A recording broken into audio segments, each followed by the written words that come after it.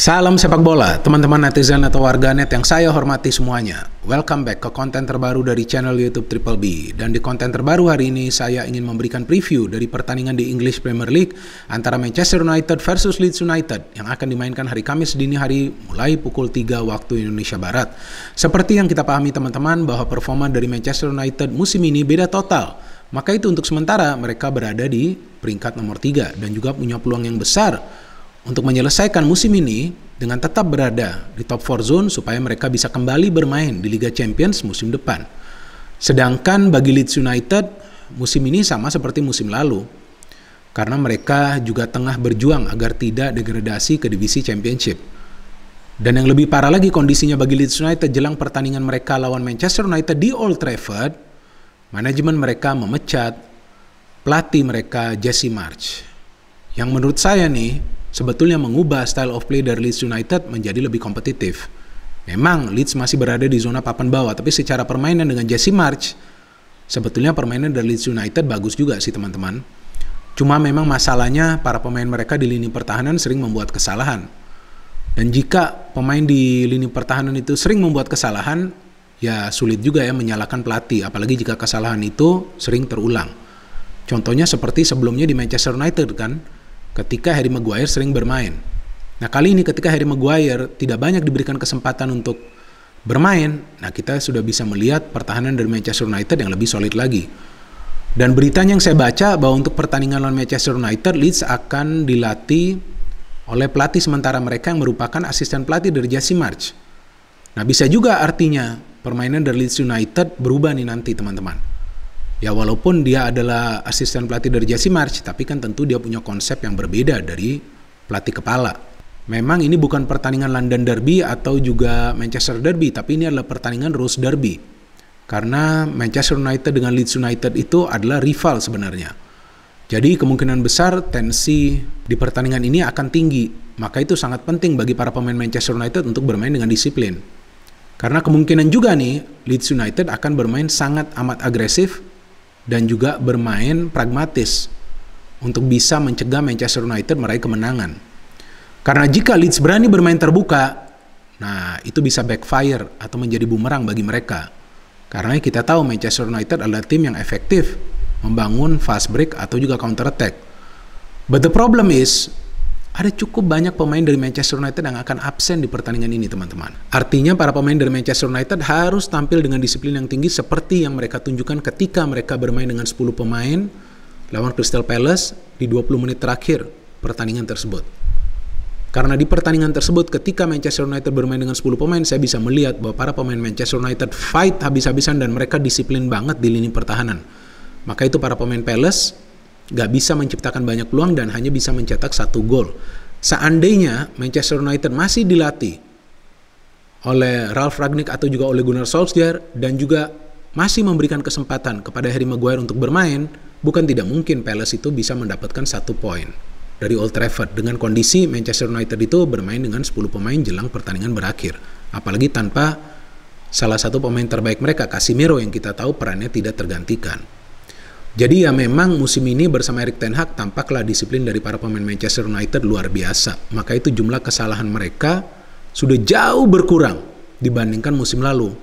Maka itu sekarang De Gea juga bisa banyak mencatat clean sheet. Jadi jika teman-teman perhatikan statistik dari Manchester United sejauh ini, dari segi clean sheet, ya dari 21 pertandingan yang telah mereka mainkan, mereka telah mencatat 8 clean sheet. Nah ini jumlah clean sheet yang sama secara keseluruhan musim lalu. So jelas tanpa Harry Maguire ya pertahanan dari Manchester United jauh lebih solid. Jadi De Gea hanya fokus dari peluang para pemain tim lawan, bukan peluang dari Harry Maguire. Kan seperti itu memang kondisinya musim lalu kan ketika Harry Maguire ini sering melakukan kesalahan. Nah sama seperti sekarang yang sering dilakukan oleh para pemain Leeds United di lini pertahanan. Padahal dari segi serangan Leeds United gak buruk juga teman-teman. Jadi memang kesulitan bagi para pemain Leeds United adalah dalam urusan koordinasi di lini pertahanan yang biasanya dimanfaatkan oleh para pemain tim lawan untuk mencetak gol. Nah jika masalah ini bisa mereka atasi di pertandingan lawan Manchester United, nah itu akan menyulitkan para pemain MU untuk mencetak gol. Jadi feeling saya Leeds United akan bermain benar-benar defensif di pertandingan ini dan juga ekstra agresif. Seperti atau mirip dengan apa yang dilakukan oleh para pemain Newcastle United ketika mereka bermain di Old Trafford, dan dengan skema seperti itu mereka bisa menahan Manchester United dengan skor imbang dan juga menyulitkan para pemain Manchester United untuk menciptakan banyak peluang, bahkan menggagalkan upaya para pemain Manchester United untuk mencetak 1 gol pun di pertandingan tersebut. Nah, kemungkinan Leeds akan memakai skema yang sama seperti Newcastle. No choice. Saya gak yakin mereka akan bermain terbuka. Bahaya bermain di Old Trafford. And also, Rodrigo tidak bisa bermain di pertandingan ini. Beritanya dia masih cedera, belum fit 100%. Nah, artinya jika Manchester United berhadapan dengan tim yang akan mengandalkan permainan ekstra defensif, nah para pemain mereka harus sabar. Seperti yang mereka tunjukkan ketika lawan Crystal Palace. Nah, sama juga nih kondisinya jika musim ini MU masih dilatih oleh Ole atau juga oleh Ralf Rangnick. Nah, saya gak yakin sih MU akan bisa mencetak gol lawan tim yang bermain defensif.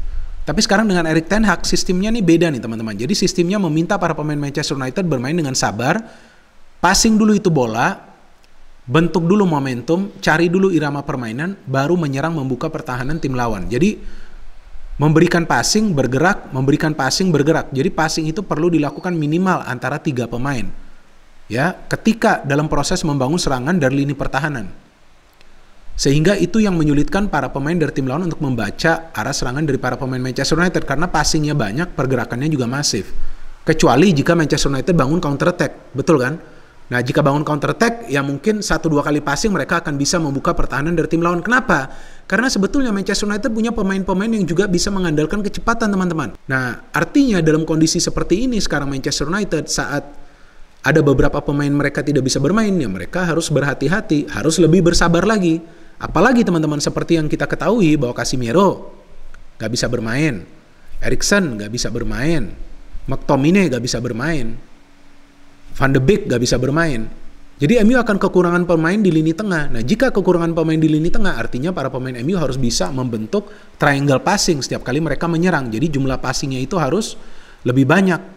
Jadi harus membentuk permainan segitiga dengan pemain-pemain yang berada di depan juga bersama pemain-pemain yang berada di posisi di antara lini tengah dengan lini pertahanan. Nah, itu kan adalah sebetulnya posisi dari Casemiro dan juga Eriksen. Nah, kali ini kemungkinan besar feeling saya akan diisi oleh Sabitzer, pemain baru yang dipinjam ya dari Bayern Munchen, dan juga Fred.